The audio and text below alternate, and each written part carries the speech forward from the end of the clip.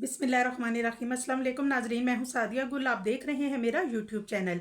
नाजरीन, जिन्ना हॉस्पिटल कराची में young doctors ने डॉक्टर ईश्वा राम पर तशद्दुद के खिलाफ ओपीडीज़ का बायकॉट कर दिया। यंग डॉक्टर्स ने एडमिनिस्ट्रेशन ब्लॉक के सामने नारेबाजी की और डॉक्टर्स का मुतालबा है कि इस वाक़े में मुलव्विस मुल्ज़मान को फौरी तौर पर गिरफ़्तार किया जाए।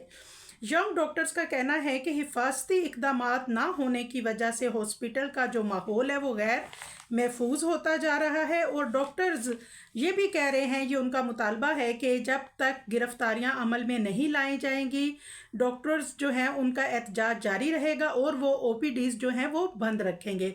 डॉक्टर ऐश्वर्या राम के ख़िलाफ़ नाअहली की रिपोर्ट भी दर्ज करवा दी गई है और नाजरीन, लेडी डॉक्टर्स जो हैं वहाँ पे मौजूद जितनी भी लेडी डॉक्टर हैं, ज़ाहिर है जो डॉक्टर हैं वो सबको कोलीग होते हैं आपस में, तो इस पे कुछ लेडीज़ जो हैं लेडी डॉक्टर्स जो हैं उनका एक मौक़िफ़ सामने आया है। उन्होंने कहा कि जिस तरह इस डॉक्टर पे तशद्दुद किया गया, उनके कपड़े फाड़ दिए गए, उनको मारा पीटा गया बुरे तरीके से और आईसीयू से घसीट कर बाहर लेके आए और फिर लोगों ने वीडियोस बनाई, तो आप हमें ये बताएं कि हम तो ख़वातीन हैं, अगर कल को कोई ऐसा वाक़या किसी लेडी डॉक्टर के साथ पेश आता है तो क्या हमारे लिए ये बहुत शर्म की बात नहीं है?